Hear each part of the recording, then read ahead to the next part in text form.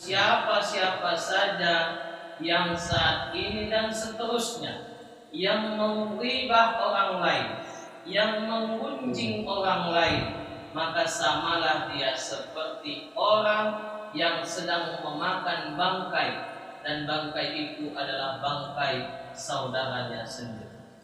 Lalu muncul pertanyaan, mengapa Allah mengibaratkan orang yang menggibah itu seperti orang yang memakan bangkai saudaranya sendiri? Jadi Imam Qurtubi di dalam tafsirnya mengatakan ada 4 alasan mengapa Allah mengibaratkan orang yang menggibah itu seperti orang yang memakan bangkai saudaranya sendiri. Alasan yang pertama, karena ghibah itu merupakan perbuatan yang mengkoyak kehormatan orang lain. Sungguh perbuatan itu sangatlah buruk. Jadi layaknya seperti kita memakan daging, tentu daging itu dikoyak dari kulitnya. Ya, kalau kita makan daging, potong kambing, kan dikuliti kan, dilepaskan dagingnya dari kulitnya. Begitulah buruknya setelah kita kuliti, terlepas dagingnya dari kulit, begitulah buruknya kita lihat kambing. Yang tadinya elok kita lihat kambing itu, setelah dikuliti macam mana? Tak sodap lagi memandang, tak indah lagi dilihat. Sudah hancur kehormatan kambing itu karena kulitnya tadi sudah dikelupasi, sudah dipisahkan daging dengan kulitnya.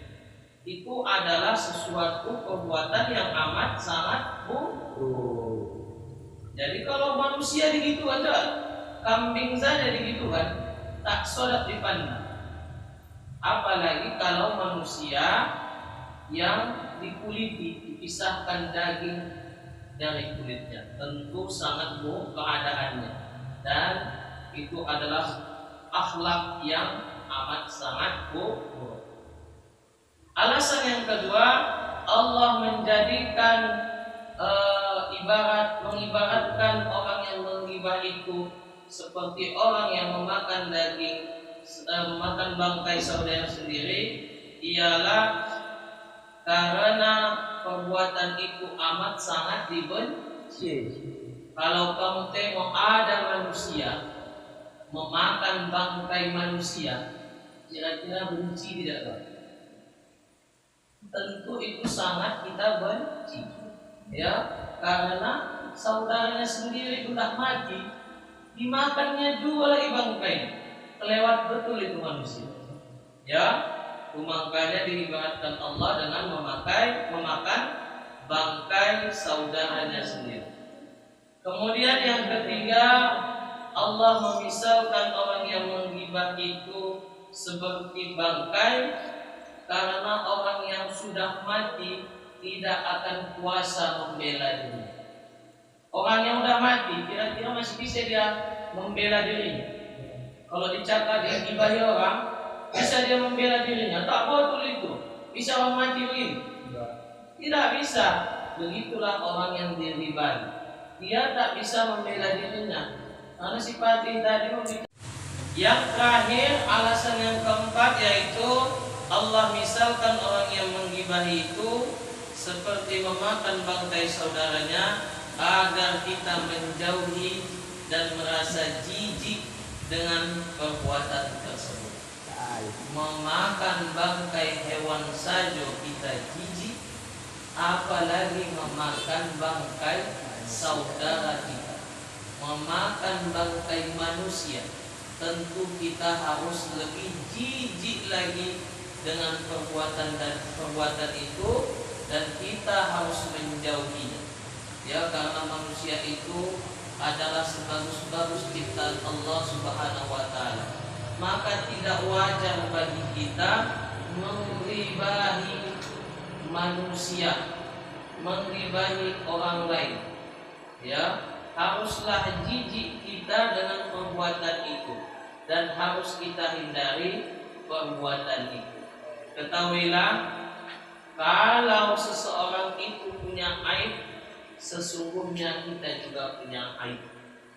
Ya, kalau dia punya mulut untuk menceritakan aib seseorang, maka sesungguhnya kita juga punya mulut untuk menceritai aibnya. Karena sama-sama bisa menceritakan aibnya masing-masing, maka jagalah aib saudara kita. Siapa-siapa yang menjaga aib saudaranya, maka Allah akan menutupi aibnya. Bukan hanya di dunia ini, akan tetapi juga di akhirat kelak. Maka dari hari ini jaga aib saudara-saudara kita, jangan diumbar, baik di dunia nyata maupun di dunia maya. Ya, di dunia maya ini terkadang kita anggap bukan menggibah, padahal tangan kita ini bisa juga menggibahi orang melalui ketikan kita, melalui postingan kita di media-media sosial seperti Facebook, Instagram, TikTok, YouTube, dan lain-lainnya. Jadi menggibah itu bukan hanya bisa dilakukan di dunia nyata, akan tetapi juga bisa di dunia maya. Maka jaga mulut kita, jaga tangan kita dari menggibah orang lain, karena menggibah orang lain itu sama dengan memakan bangkai saudaranya. Jamaah yang dirahmati Allah Subhanahu wa taala, demikianlah tausiah singkat ini. Semoga apa yang disampaikan dapat bermanfaat bagi kita semua. Akhirul kalam, wabillahi taufiq wal hidayah. Assalamualaikum warahmatullahi wabarakatuh. Waalaikumsalam warahmatullahi wabarakatuh.